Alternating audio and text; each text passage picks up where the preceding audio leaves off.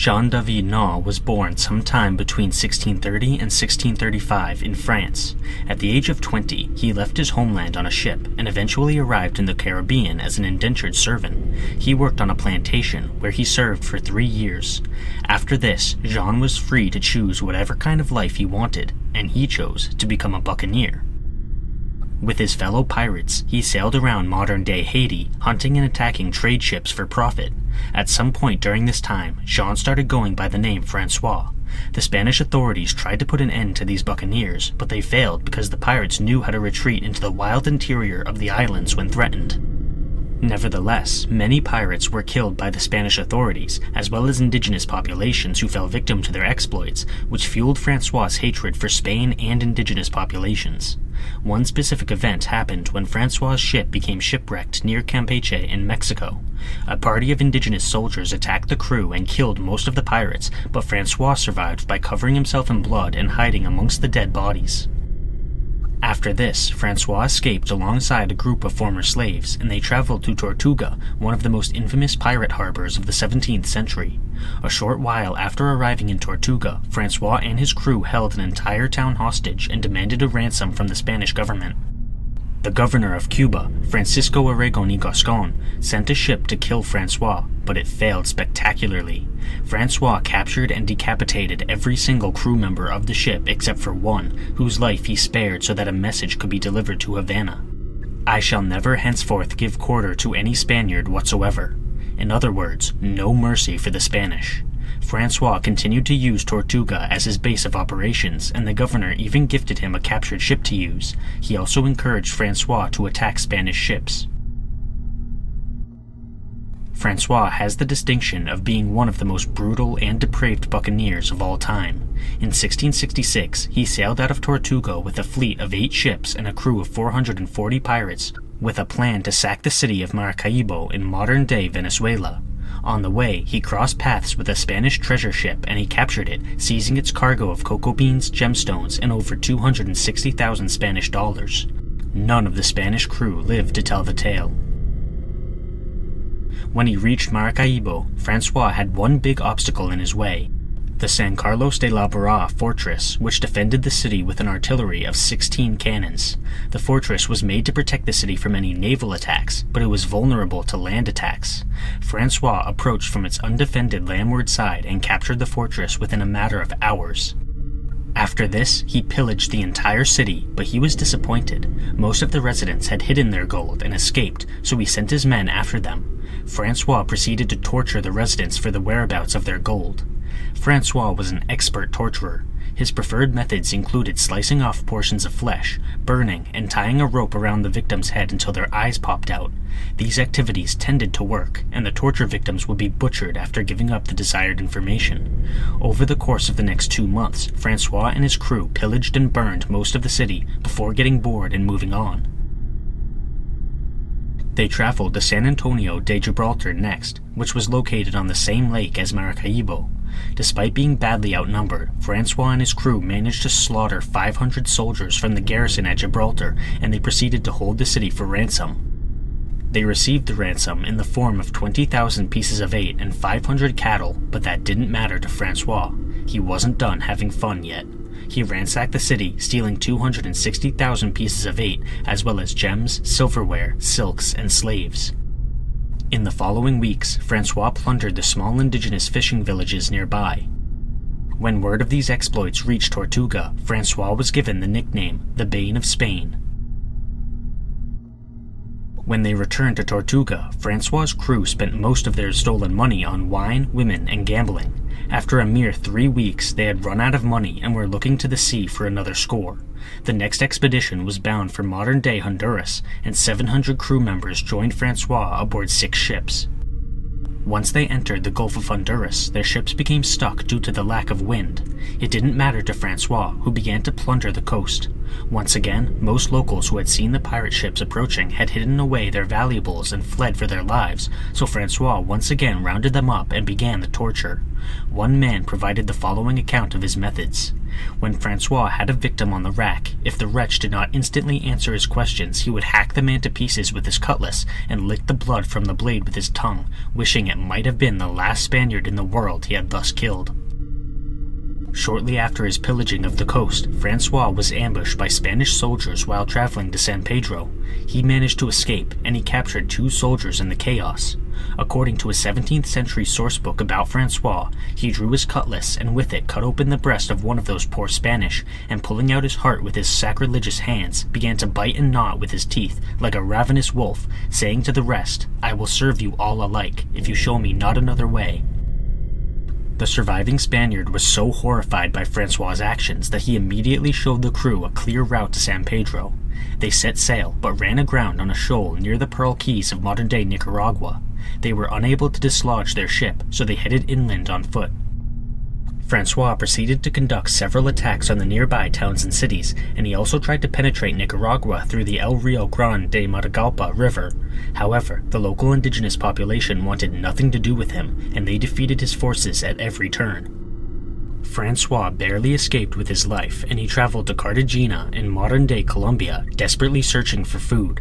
However, the indigenous Guna people captured and executed Francois, putting an end to his carnage.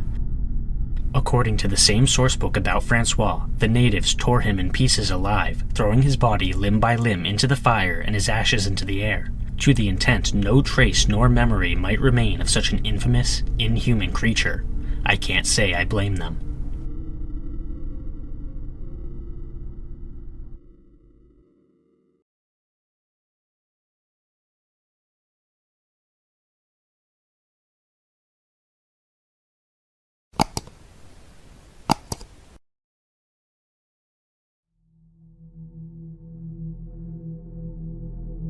Edward Lowe was born in Westminster, London in 1690.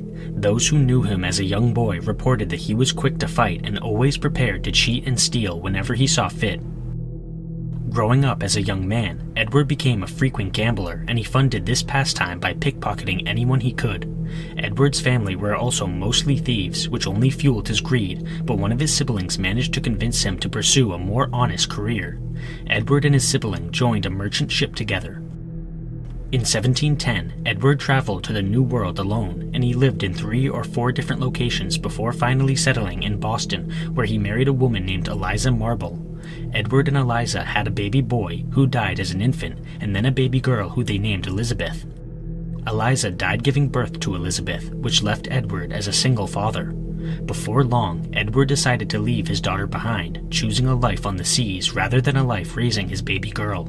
Initially, he worked as a rigger, but later he joined a 12-man sloop that was headed for Honduras, where they planned to collect a shipment of timber to bring back to Boston. On the sloop, Edward worked as a patron, supervising the loading of the timber.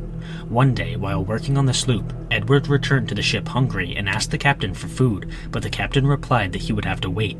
The men would have to content themselves with their ration of rum. After hearing this, Edward took a musket and fired a shot at the captain, but he missed and the bullet struck an innocent bystander in the throat.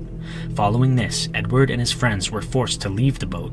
The next day, Edward led his friends on a mission to take over a sloop off the coast of Rhode Island. Edward killed one of the sloop's crew members during the takeover, and from that point on, he was a pirate. With his newly acquired ship, Edward laid in wait on the popular shipping route between Boston and New York. Within a few days, they seized another sloop and stole its valuables. After this, they captured a number of unarmed merchants near Port Rosemary. Edward proceeded to travel south, where he operated in the waters of Grand Cayman. Edward joined the crew of a pirate named George Lowther, who was the captain of a Rhode Island sloop called the Happy Delivery, which had 8 cannons and 10 swivel guns. On January 10th of 1722, the Happy Delivery entered the Bay of Honduras, where a merchant ship called the Greyhound was anchored. The captain of the Greyhound was a man named Benjamin Edwards, and he had no intentions of surrendering to the pirates. The battle that followed took about an hour, after which Benjamin finally threw down his arms and surrendered. The pirates were not happy that their prey had fought back, so they resorted to whipping, beating, and cutting the merchant crew. Edward set the Greyhound on fire while Captain Lothar captured a total of 7 other vessels, using the robust justification because they were New England men. The pirates took 3 of these boats for their fleet. Following the attack in the Bay of Honduras, the pirates retreated to Port Mayo in the Gulf of Mexique so they could get to work on improving their new ships. This process required the pirates to unload everything from the vessels, including the cargo and guns. This left them extremely vulnerable, and they were most terrified of an attack from the sea, but they should have been focusing on a land attack. A group of Native Americans attacked the pirates, taking them by surprise and torching the Happy Delivery. The pirates desperately scrambled aboard the next largest ship, a sloop called the Ranger, and they immediately set sail, abandoning the other ships. The lack of food and lost cargo created a sour atmosphere of bad tempers and arguing, which was only remedied when the pirates came across a ship in the West Indies, which they captured and sank. After this, they set sail for the Florida Straits. During this time, Edward taught his fellow pirates a new torture technique, which involved tying the victim's hands between their fingers with rope and then setting the rope on fire. This technique gained Edward a morbid reputation. On May 28th of 1722, the pirates attacked a ship called the Rebecca, which was on its way to Boston under the command of Captain James Flucker. Flucker knew that he didn't have enough men to fight the pirates, so he surrendered. Among Flucker's crew were 5 women, who were allegedly treated very gently. Lothar promised Flucker that he would give the Rebecca back to him after they reached their destination. However, he gave it to Edward first.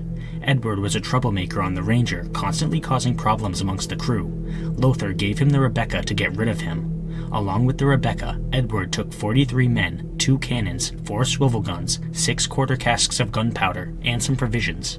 One of the men Edward took had fallen from the mast and broken his arm, and he requested that Edward leave him behind, but Edward didn't care about his injury. The first ship that Edward captured as a captain was a sloop near Block Island off the coast of Rhode Island. Captain James Cahoon was badly injured during the battle. Edward gutted the ship and dumped its various parts in the ocean, then abandoned the useless vessel. However, Cahoon somehow managed to get his ship to Block Island that night, where he raised the alarm about pirates. A whaler left for Newport with the news, and early the next morning, drummers announced that the governor needed volunteers to hunt down the pirates. 140 men answered the summons, and they were split between 2 crews. Captain John Headland took 80 men aboard a sloop with 10 guns, while Captain John Brown Jr. took 60 men aboard a sloop with 6 guns. They searched for the pirates for 10 days, but they found nothing. News of the pirates eventually reached Boston, where 100 men responded to the call to hunt them down. Captain Peter Papillion never found Edward, but he did find the Rebecca with its original captain and crew. Edward had returned the ship, just as Lothar had promised. Edward had selected a new vessel, and he sailed to Buzzards Bay in the early summer of 1722 to collect fresh water. While in the area, his crew stole a number of sheep near Martha's Vineyard, and they plundered several whaleboats. After this, Edward sailed north to Port Roseway in Canada, where 13 boats were anchored when he arrived on June 15th. Many of the anchored crews simply assumed that the newcomers were honest sailors who needed a place to rest, but they couldn't have been more wrong. Edward sent 4 of his men to a ship called the Milton, which was captained by a man named Philip Ashton. When the pirates climbed aboard, they drew their cutlasses and pistols, demanding a quick surrender. Edward used the same tactic on the other 12 boats, and before long he had captured every single one. He selected a schooner named Mary for himself, and he changed its name to the Fancy. Edward sailed to Newfoundland with 10 fishermen as prisoners, and they arrived on July 2nd. The water was covered in fog, which prevented the crew from seeing anything. As the fog lifted, however, Edward spotted another ship anchored in the harbor. He sent most of his crew below decks and commanded the rest to pretend to be fishermen. This trick allowed them to sail close enough to the other ship to ask the crew about its identity. The other ship responded that they were a warship called the HMS Solbay. Edward immediately tucked his tail between his legs and ran away. 15 leagues to the north, the Fancy anchored at Carbonear, Canada. The pirates plundered the village and set fire to the houses before departing for the Grand Banks. Once there, they attacked several ships, including a French vessel with 2 guns. Edward took this ship as part of his fleet. Later that month, they came across 2 sloops which were taking provisions and troops to Annapolis Royal in Nova Scotia. Edward tried to attack, but the ships opened fire, causing Edward to turn and run. As they were sailing south to the Leeward Islands, the pirates encountered a hurricane that damaged their ships. They were forced to anchor at a Western Caribbean island to make repairs, and Edward took his new French vessel out for a spin. While joyriding around, he came across a ship that had lost its mast in the hurricane, and he stole its cargo before allowing the crew to continue on their way. Following this, the pirates set sail for the Azores near Portugal. On the way, they captured another French vessel, this one armed with 34 guns. They made a pit stop in Barbados, where they captured 8 ships without firing a single shot. Edward's threats of slaughter were enough to make the captain surrender without a fight. After this, Edward made a proposition to the governor of Barbados. In exchange for 6 of his ships, the governor would give him plenty of provisions. If the governor refused, the pirates would set fire to the ships. The governor agreed, the pirates received their provisions, and Edward switched over to a ship called the Rose, allowing one of his men, Charles Harris, to take over the Fancy. Once the pirates had transferred everything from the French vessel onto the Rose, Edward tied the French cook to the mast and set the ship on fire. The pirates watched in excitement as the man burned alive. On August 20th, a galley called the Right fought back against the pirates, which angered them. Once they had seized the Right, they inflicted vicious wounds on the crew, including 3 Portuguese men who were treated the worst. One of them was disemboweled for daring to defend himself. During this ordeal, one of the pirates used his cutlass to slash at a prisoner, but he missed and accidentally struck Edward under the jaw. A surgeon rushed over to sew up Edward's wound, but the man was most likely drunk, as he did not do a very good job. Edward's face was a disfigured mess for a long time because of this accident. After torturing the prisoners and gutting their ships, the pirates set sail for Madeira, Portugal. Sometime later, Edward's crew entered the area surrounding the Cape Verde Islands and began preying on ships there.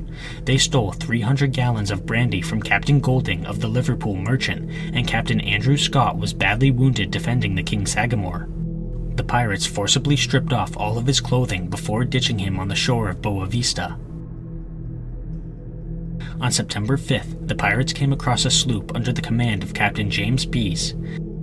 They planned on using this sloop as a supply ship, and Edward sent a chunk of his crew aboard. However, he made a critical mistake in doing so. The men he had sent aboard the other ship had been forced into piracy after their original vessels were captured, meaning that they had no real loyalty to Edward. At the first opportunity, they took the supply ship and escaped. Following this, Edward sailed to Cape Verde to take on fresh water. During this time, 7 of his men disappeared while hunting, and he assumed that they had also escaped. Edward decided that it was time to shake things up, to find a new hunting ground with new prizes to capture. They sailed west to Brazil, and a hurricane struck on the way. After making it through the storm, the pirates headed for a collection of islands off the coast of French Guiana to make repairs on their ships. As the pirates worked on these repairs, they accidentally tipped the Rose too far into the water, which resulted in disaster. The cabin flooded, and Edward was barely able to escape. The Rose sank along with 2 of its crew members, which forced the survivors to cram onto the Fancy. The pirates were running low on rations, and tempers were starting to flare up. They sailed to Grenada, where the French colonists initially allowed them to anchor and collect provisions. However, the French suddenly decided that they didn't want the pirates in their harbor, and a 4-gun sloop approached the Fancy. This plan backfired on the French when Edward's crew captured the sloop. He took command of the new ship, and the pirates departed for St. Croix. On the way, they captured multiple sloops and a Portuguese ship called the Nostra Senhora de Victoria, which Edward was convinced had money aboard. He tortured the crew for the whereabouts of their money, and they confessed that the captain had dumped the money overboard when he saw the pirates approaching. Edward was furious, so he had the captain bound to the mast, where he cut off the man's lips and broiled them, then forced the Portuguese first mate to eat them. The pirates then executed the entire crew. In March of 1723, the pirates returned to the Bay of Honduras, where they encountered a sloop sailing away from a logwood camp.